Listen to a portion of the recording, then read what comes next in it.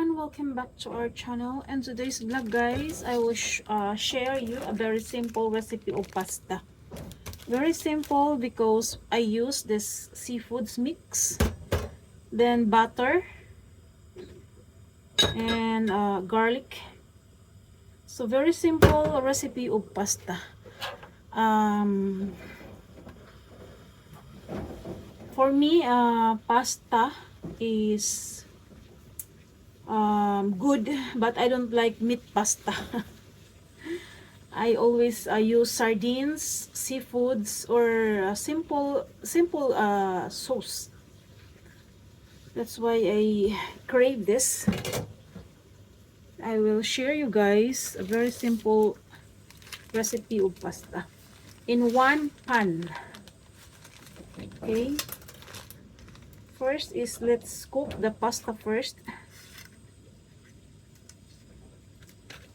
10 minutes. 10 minutes.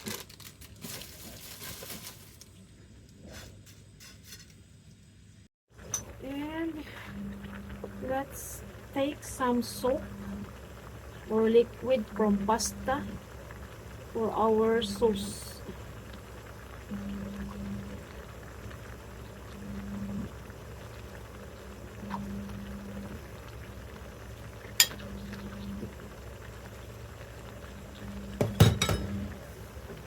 And I will use this, guys, seaweeds.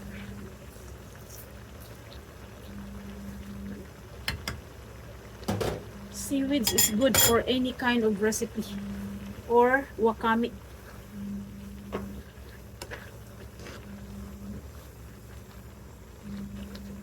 And on the same pan, after cooking the pasta, let's put olive oil on the pan.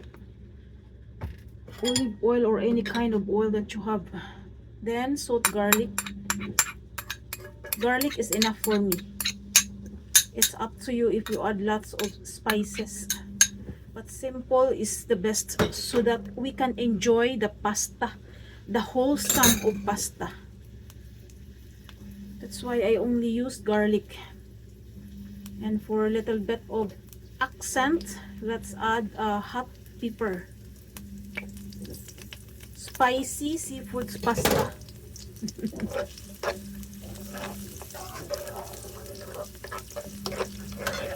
Just only little bit is good so that we can enjoy the wholesome of pasta. Okay, pasta alone is delicious because it's have their own taste. That's why simple sauce is the best. And after the garlic was sauteed, let's add now the butter. Natural butter. And add the seafood.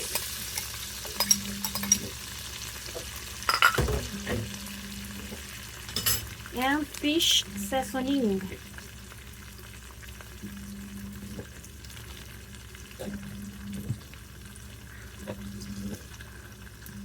Then add a little bit of black pepper and salt.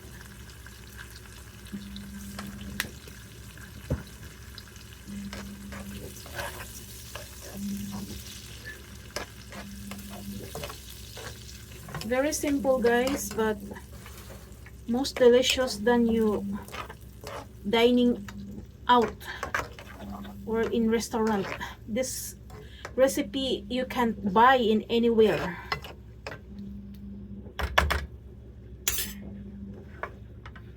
So add more creamier. Let's add mayonnaise.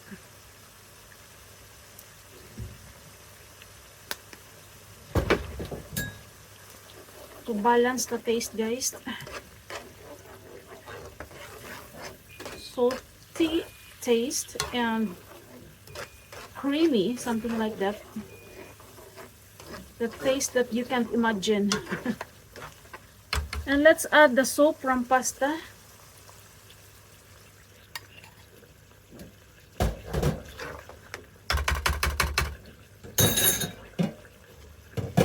In this moment, guys, let's add the pasta on. the sauce.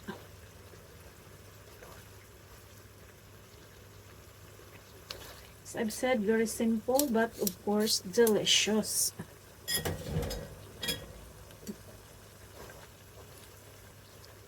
This kind of pasta recipe is my is the best for me.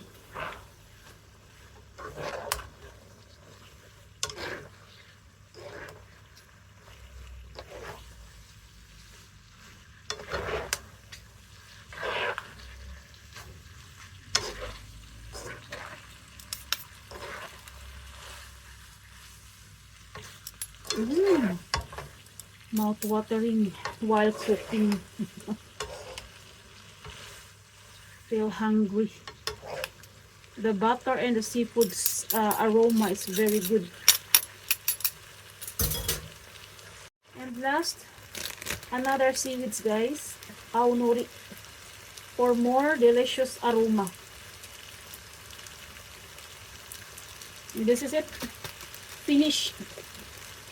Simple as I say, as I said.